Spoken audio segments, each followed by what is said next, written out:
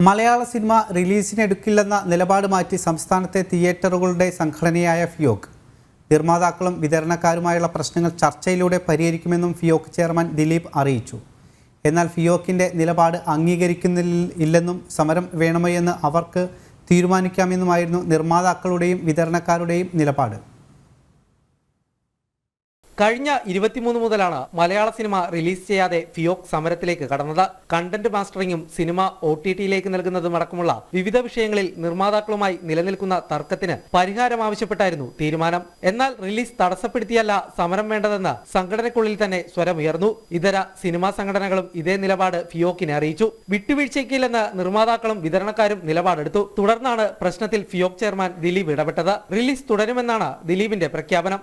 ജനങ്ങളുടെ മുമ്പിൽ സിനിമയുണ്ടോ, തിയേറ്റർ അടയ്ക്കുന്നുണ്ടോ എന്ന ഒരുപാട് ചോദ്യങ്ങളുണ്ട്. അപ്പോൾ ചോദ്യങ്ങൾക്ക് ഒറ്റ ഉത്തരവേ ഉള്ളൂ, നമ്മൾ തിയേറ്ററുകൾ അടയ്ക്കുന്നില്ല. തിയേറ്ററുകളെല്ലാം തുറന്നു തന്നെ ഇരിക്കുകയാണ്. വരുന്ന പടങ്ങൾ എന്തായാലും മലയാള സിനിമയാണെങ്കിലും ഏത് സിനിമയാണെങ്കിലും തിയേറ്ററുകളിൽ നമ്മൾ പ്രദർശിപ്പിക്കുന്നത് തന്നെയാണ്.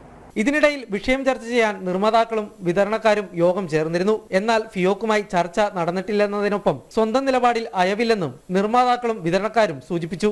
ഒരു വിഭാഗം ആൾക്കാർ മാറ്റിനി കണ്ടിട്ട് തീരുമാനിക്കുന്നതാണ്, അതായത് ഇത് പോകില്ല, അത് കാരണം പിറ്റേ ദിവസം വേറെ സിനിമ കാണിക്കുക, അല്ലെങ്കിൽ 2 ഷോ ആയിട്ട് കുറക്കാം. അല്ലാതെ നമ്മൾ ഈ പറഞ്ഞിരിക്കുന്ന മാതിരിയുള്ള ഒരു തുറന്ന മനസ്സ് മലയാള സിനിമക്ക്